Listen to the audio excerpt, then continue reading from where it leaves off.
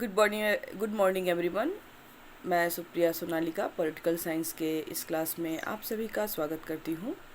आज का जो हमारा क्लास है वो यूजी सेमेस्टर थर्ड के स्टूडेंट्स के लिए है और यूजी के कोर्स का जो पेपर 6 है, कॉम्परेटिव गवर्नमेंट एंड पॉलिटिक्स, उसके अंतर्गत आज हम लोग एक बहुत ही महत्वपूर्ण टॉपिक डिस्कस करेंगे।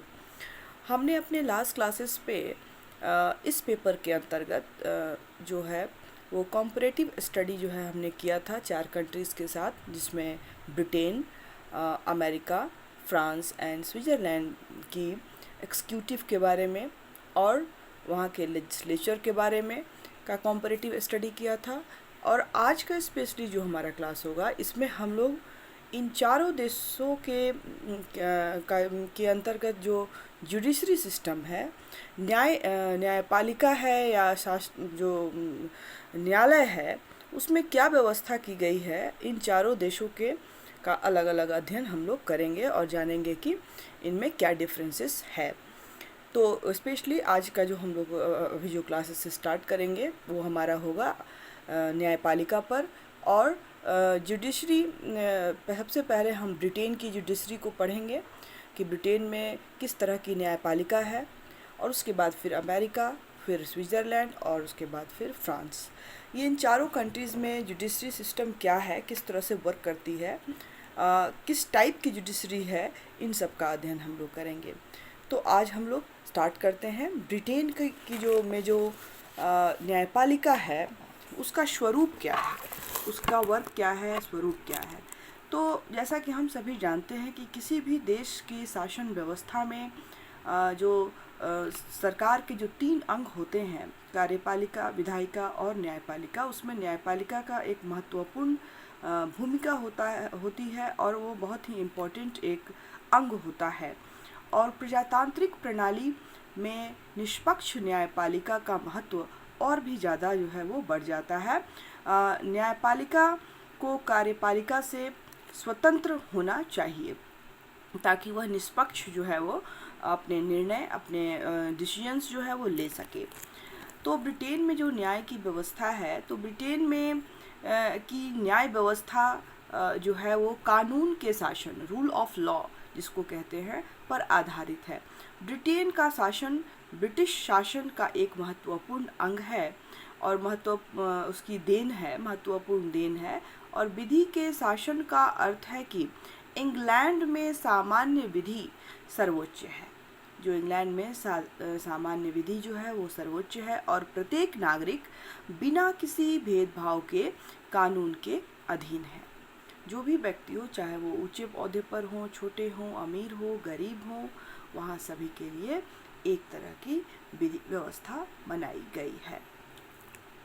ब्रिटिश जो न्याय व्यवस्था की अनेक विशेषताएं हैं और ब्रिटेन में कानून का शासन है और ब्रिटेन में जूरी जो होती है, जूरी प्रणाली है जो फौजदारी अभियोगों में प्रयोग की जाती है। जूरी में साधारण, ईमानदार और अनुभवी नागरिक जो होते हैं देश के, वो होते हैं जो सारे केसेस को सुनते हैं और एवं जूरी द्वारा दिए गए जो निर्णय होते हैं वो न्यायाधीश उससे बाध्य होता है। ब्रिटेन में न्यायाधीश जो है, ब्रिटेन में जो न्यायाधीश तथा न्यायालय नागरिकों के अधिकारों तथा स्वतंत्रताओं के संरक्षक हैं। ब्रिटेन में नागरिकों को कोई भी मौलिक अधिकार प्राप्त नहीं है, जैसा कि हमने पढ़ा था जब हमने उसका कॉन्स्टिट्यूशनल डेवलपमेंट पढ़ रहे थे। तो वहाँ पे कोई मौलिक अधिकार लोगों को नहीं दिए गए हैं क्योंकि वहाँ पर कोई क्या है, लिखित संविधान नहीं है। जो ब्रिटेन का जो कॉन्स्टिट्यूशन है वो अनरिटन फॉर्म में है, लिखित नहीं है।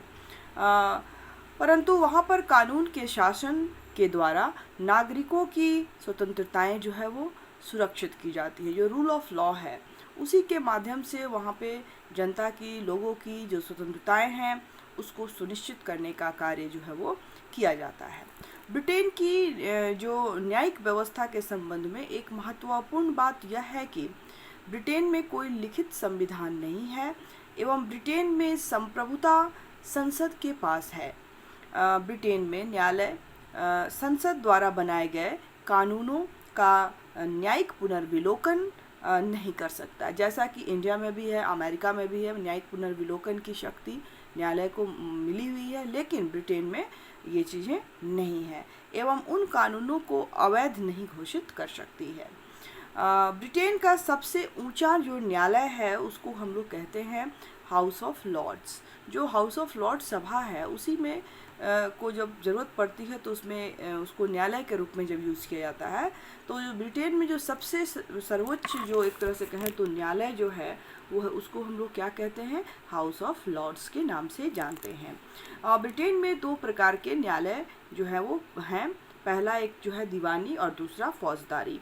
दीवानी इंग्लैंड में न्याय व्यवस्था का जो संगठन है वो 1873 के न्यायालय अधिनियम के अनुसार जो है वो किया गया है।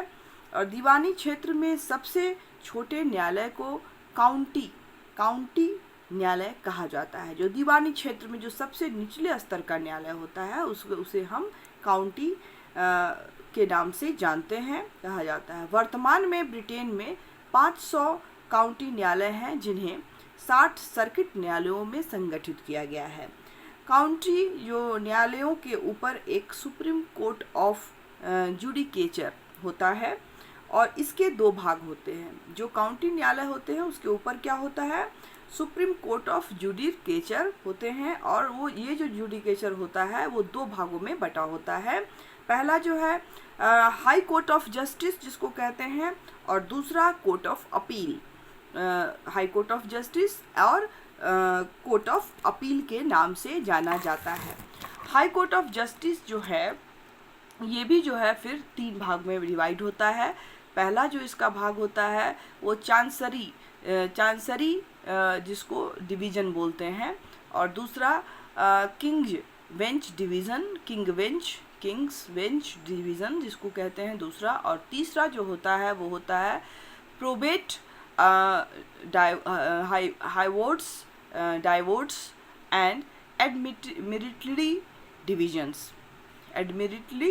डिवीजन्स के नाम से जाना जाता है। ये 3 भाग में जो वहाँ का जो हाई कोर्ट ऑफ जस्टिस है ब्रिटेन का वो डिवाइडेड होता है 3 भाग में। तो चांसरी डिवीज़न में कैसे मुकदमे देखे जाते हैं, तो चांसरी डिवीज़न जो है इसके अंतर्गत जो है वो नैसर्गिक न्याय से संबंधित मुकदमे जो हैं वो की सुनवाई की जाती है। इसमें 5 न्यायाधीश होते हैं, तो अर्थात लॉर्ड चांसलर जो होता है इसकी अध्यक्षता करता है। जो हाउस ऑफ लॉर्ड्स के चांसलर होते हैं इसकी अध्यक्षता करते हैं। किंग बेंच डिवीज़न जो है, जो सेकेंड जो हाई कोर्ट ऑफ जस्टिस के अंतर्गत जो दूसरा डिवीज़न है जिसे किंग बेंच डिवीजन्स कहते हैं, तो इसके अंतर्गत जो है दीवानी एवं फौजदारी दोनों मामले जो हैं मुकदमे आते हैं, और इनमें कुल मिलाकर 15 न्यायाधीश होते हैं।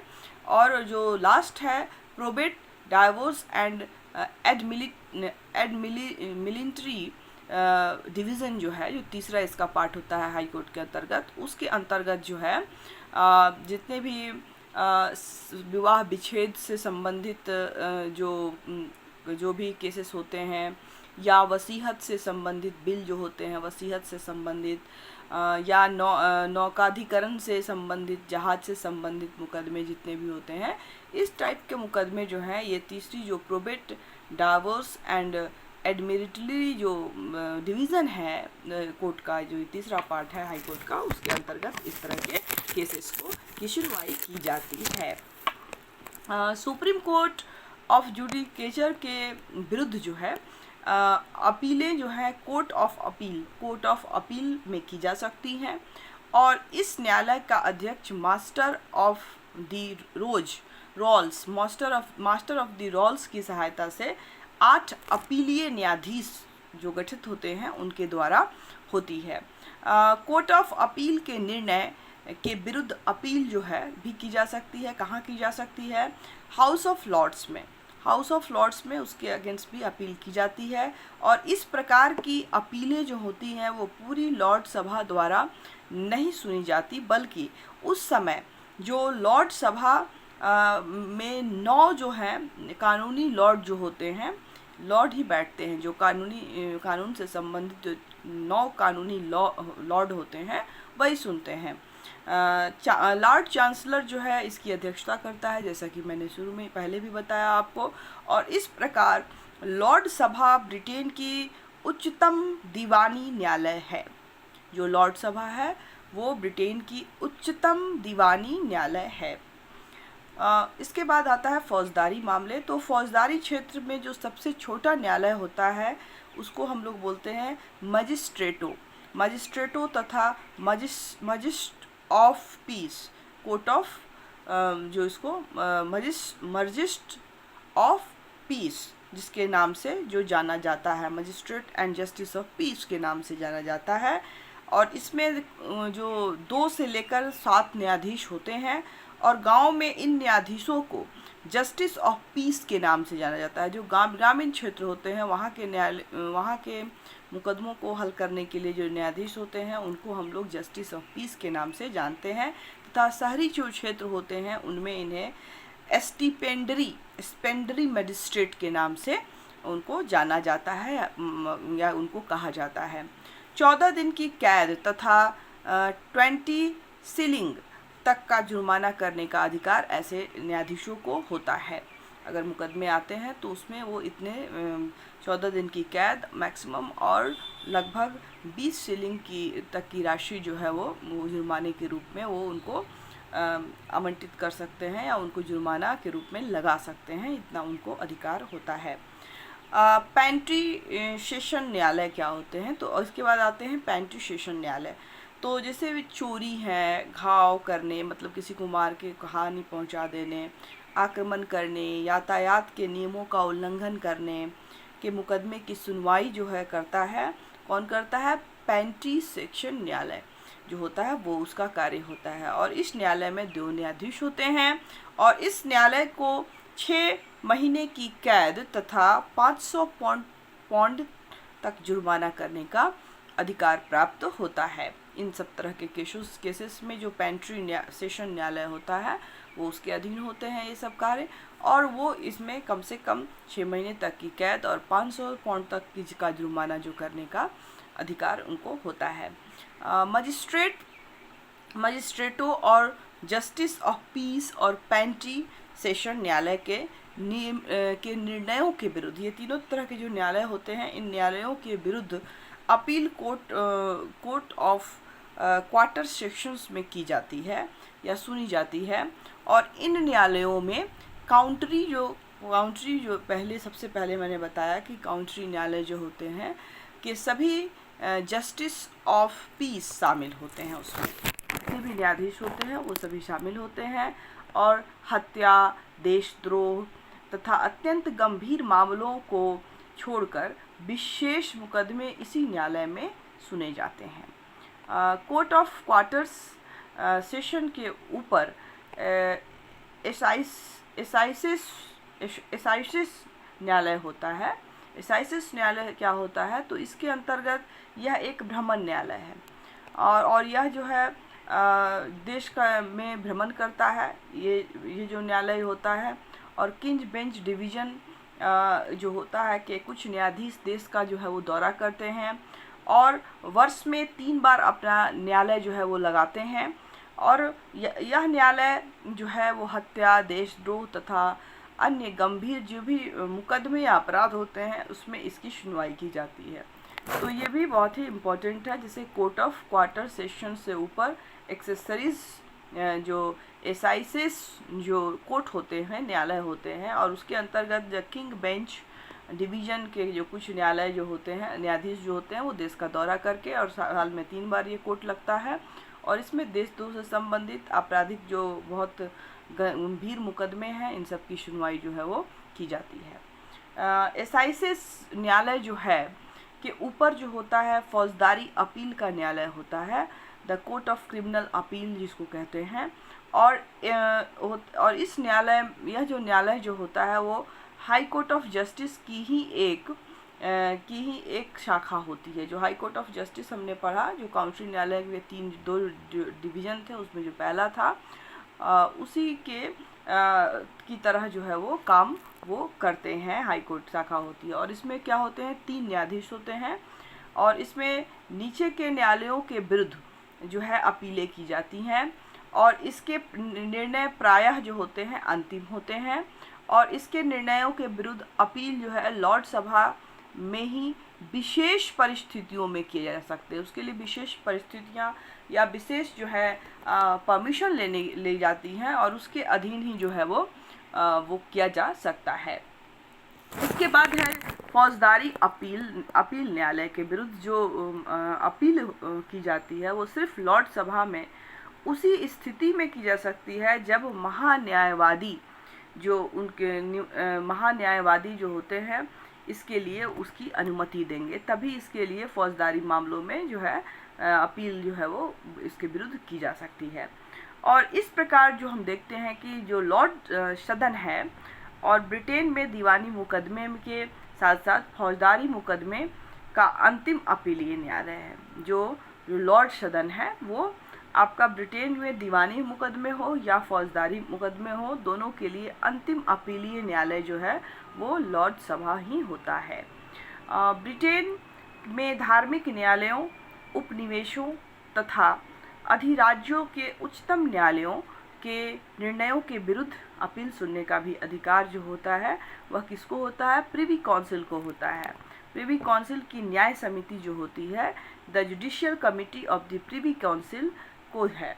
प्रिवी काउंसिल की न्याय समिति में लॉर्ड चांसलर जो होते हैं या भूतपूर्व लॉर्ड चांसलर तथा लॉर्ड सदन के सभी कानूनी लॉर्ड और अन्य प्रसिद्ध जो भी विधिवेता होते हैं वो शामिल होते हैं। और इस तरह से ये सभी जो है लोग जो हैं मिलकर जो ब्रिटेन में है न्यायपालिका के कार्यों की देखरेख करते हैं। और हमने देखा कि चूँकि यहाँ कोई लिखित कानून नहीं है तो यहाँ जो कानून जो है वो विधि के अनुसार, रूल ऑफ लॉ के अनुसार जो के नियम पर आधारित है और इसकी एक महत्वपूर्ण देन है।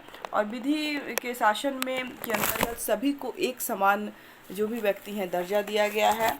और जो सबसे जो छोटा जो इसका जो ब्रिटेन का जो सबसे ऊंचा न्यायालय होता है, जैसे कि हमारे यहाँ सर्वोच्च न्यायालय है, तो ब्रिटेन में जो सबसे ऊंचा न्यायालय होता है उसे हाउस ऑफ लॉर्ड्स के नाम से ही जानते हैं हम।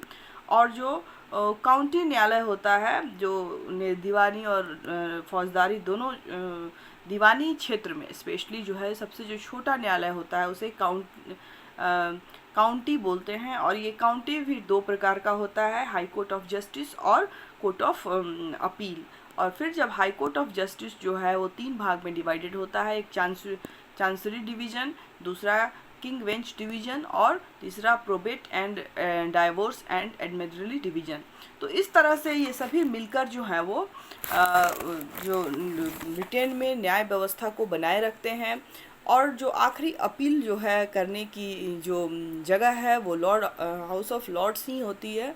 और वो भी स्पेशल न्यायवादी के परमिशन, महान्यायवादी जो होते हैं उनके परमिशन के बाद ही उसमें अपील की जा सकती है, चाहे वो फौजदारी मामला हो या चाहे वो दीवानी मामला हो। तो ये था शॉर्ट में हमने देखा कि ब्रिटेन में की जो न्यायपालिका है वो किस तरह से फंक्शन करती है, उसको किस नाम से बुलाते हैं और उसका काम क्या होता है। वहाँ पे न्याय की जो सर्वोच्चतम जो स्थान है, सर्वोच्च स्थान जो है जहाँ पे न्याय मिलते हैं उसको हम लोग हाउस ऑफ लॉर्ड्स, जैसा कि हमने आपको पहले भी बताया, उसी के नाम से हम जानते हैं।